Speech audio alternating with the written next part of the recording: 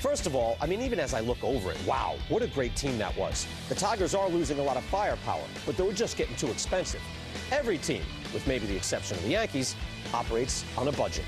We don't know what Dave Dombrowski was told to do or what he chose to do for his budget, but his team was really just too good and too expensive to keep together.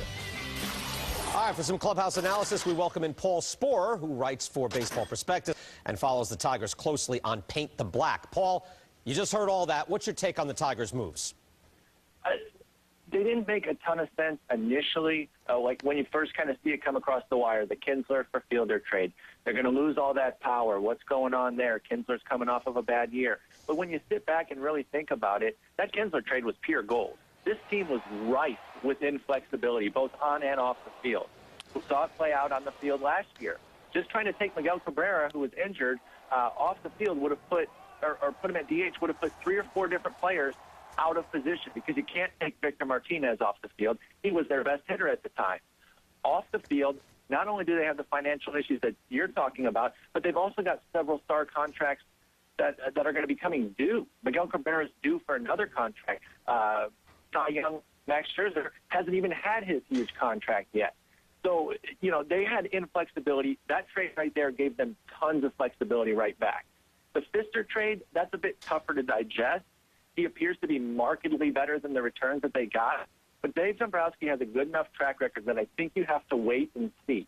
He's got 10 blockbusters with the Tigers, and he's added 102 wins above replacement, with only the Edgar Renteria for Jair Jurgens one being the real true dud. That's it.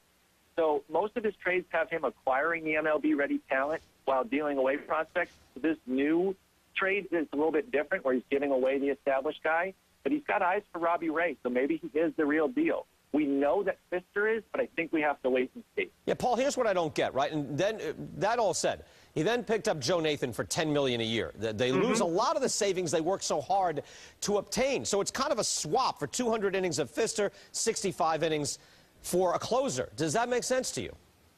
The timing on that is weird. There's no doubt. Because here's the thing. Detroit was linked to Nathan from the outset of the offseason. But signing him after the Fister trade looks like the trade set up the signing. And I don't think that's the case. I really don't. The Fister and Fielder savings, those are seemingly done to ensure that Miggy and Scherzer don't go anywhere. I can't say for sure, but I have to believe that they just got bad timing with the Nathan deal. They should have signed him right away like they usually do on their big guy coming into the offseason, and then we wouldn't have such questions. But, yes, it did look like they did one to sign the other, and in that case, I don't like it. Hey, Paul, quickly, as you mentioned, more athletic in the infield, no doubt. They still have an excellent rotation. Quickly, how good are they? They're still excellent. This team was a 100-win team on paper last year if you start looking at second and third order wins. Bad defense, bad base running. It really started to bite them. They're flipping the script on that this year. They're going to be a better defensive team by a wide margin, with the highest team in the AL by ground ball percentage. They're really going to feel the benefits of that. This is still an excellent team, the front runner for the AL Central, and a big-time World Series contender. All right, Paul Sporer again, Paint the Black. Paul, good talking to you. Thank you very much. Thanks, Brian. All right, we're on Twitter at CH Confidential.